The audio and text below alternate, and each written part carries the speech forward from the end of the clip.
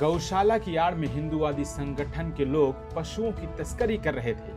बता दें कि वाराणसी पुलिस द्वारा 58 गौवंश को पकड़ा गया है, जिसमें 38 गाय, 13 बछिया और 3 सांड को क्रूरतापूर्वक तस्करी से बेचा गया था। पुलिस ने शुभम भारती, रतनलाल राजभर, विजय शंकर यादव उर्फ भोला यादव, सत्यपाल सिंह को गिरफ्तार किया है। एसीपी गौरव कुमार ने बताया है कि इस पूरे मामले में प्रमुख आरोपी सुनील अभी हमारी पकड़ से बाहर है। कुल 7 आरोपियों को चिन्हित किया गया है, जिनमें 4 को गिरफ्तार कर लिया गया है।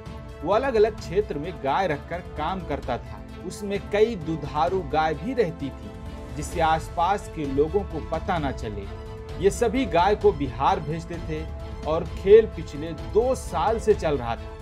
सोचिए, इधर मुसलमानों की गाय के नाम पर मॉब लिंचिंग हो जाती है और इधर डेयरी के नाम पर गौ तस्करी चल रही है।